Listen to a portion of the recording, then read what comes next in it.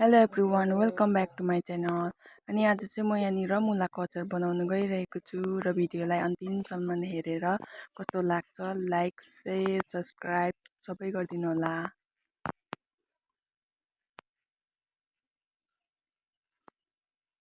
र मैले यहाँनिर 3 केजी सेतो मुला लिएको छु र यसलाई चाहिँ मजाले मैले फर्स्ट धुन्छु पानीमा, किनभने यसमा पुरा माटो हुन्छ नि त उखाल्दाखेरि, त्यही भएर मजाले सफा गरेर धुनुपर्छ।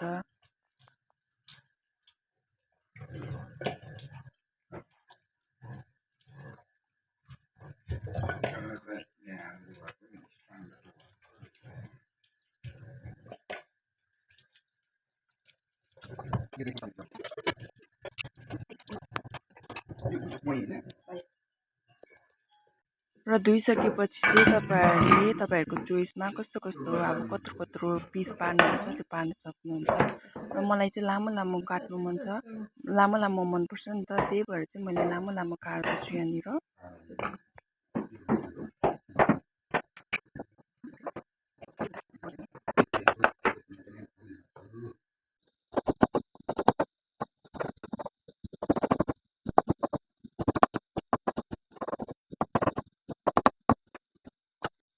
र अहिले चाहिँ मैले यहाँनिर बोलमा काट्दै हाल्दैछु, लगभग काटिसकेँ आधी आधी। अहिले चाहिँ मैले काटिसकेँ र एक बोल भएको छु यहाँनिर। र मैले चाहिँ यो नाङ्लोमा हालिसकेँ। यो नाङ्लोमा हालेर चाहिँ 3 घाममा सुकाउनु पर्छ मैले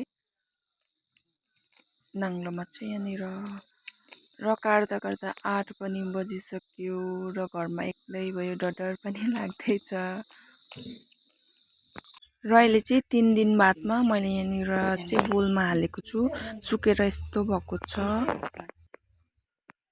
अब चाहिँ यसलाई मिक्स गरेर मसलाहरू हालेर मिक्स गरेर चाहिँ बयममा हाल्छु। अहिले चाहिँ मैले यहाँनिर लिएको थिएँ 50 रुपिसको चाहिँ अचारको मसला। घरमा पनि बनाउँदा हुन्छ अचारको मसला, तर पुरा झमेला हुन्छ र चाहिँ मैले बजारकै लिएको आएको।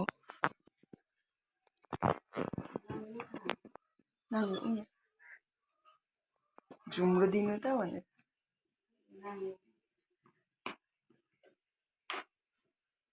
र अहिले चाहिँ मैले यहाँनिर तिखालाल लिएको छु। तिखालाल चाहिँ तपाईँहरूले तपाईँहरूको स्वादको अनुसार चाहिँ लगाउन सक्नुहुन्छ। मैले चाहिँ यति हालेँ अन्दाजमा।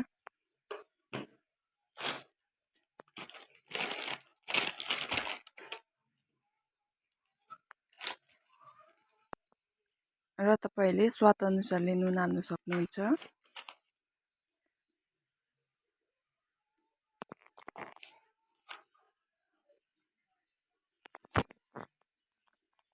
म चाहिँ यहाँ 3 स्पुन जति चाहिँ लगाएँ होला, सानो टिस्पुनको नुन।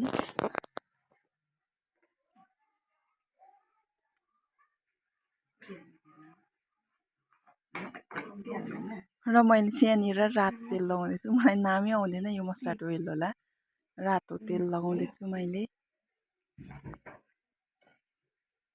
यहाँनिर स्पुनले चाहिँ मिक्स गर्नुको लागि ट्राई गरेको थिएँ, तर सकिनँ। मेरो हात अघि नै मैले धोइकन राखेको थिएँ र मैले हातले मुछिदिएँ। स्पुनले मुछ्यो भने चाहिँ हातले मुछेको जस्तै नै हुँदैन, सबैमा लाग्दैन, त्यही कारणले चाहिँ हातले मुछ्नु नै कम्फर्टेबल लाग्छ।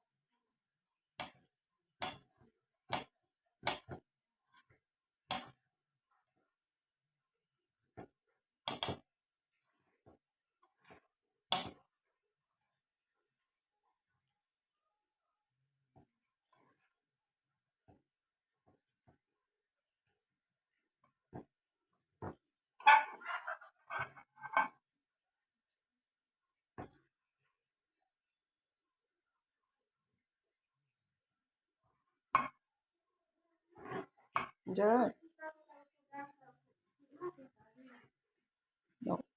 कस्तो खालके है त्यस्तो कुरा हुन्छ जस्तै हामी मान्छेहरू पनि कोही बेला उयो हुन्छ नि त्यस्तो होला है क्या त देखेँ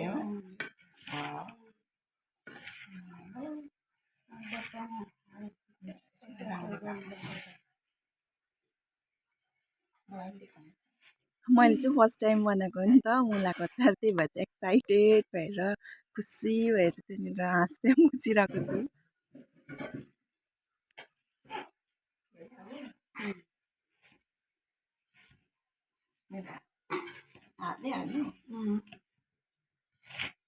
छु र अब मेरो अचार चाहिँ रेडी भइसक्यो अब म यसलाई चाहिँ बयममा हाल्छु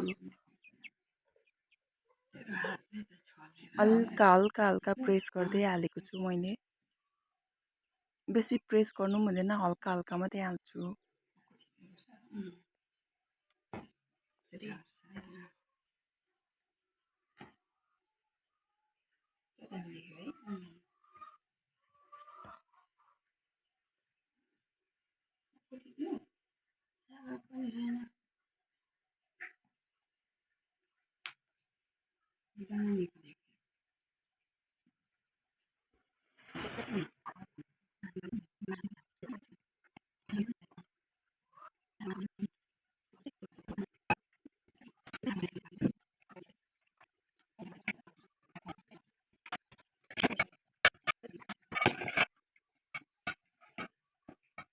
फाइनली मेरो अचार चाहिँ बनिसक्यो यहाँनिर कतिवटा एउटा दुईटा तिन चारवटा भयो सानो दुईटा त्यहाँदेखि यहाँ एउटा यो एउटा हर्लिक्सको बट्टामा एउटा यसमा बट्टामा एउटा र यसमा एउटा मैले यसमा चाहिँ बेसी तेल हालिनँ किनभने यो चाहिँ बाहिर पठाउने हो त्यही भएर मैले बेसी तेल हालेको छुइनँ यो भिडियो हेरेर तपाईँहरूलाई कस्तो लाग्यो कृपया कमेन्ट गरिदिनु होला भेट्नुपर्छ अर्को नयाँ भिडियोमा बाई बाई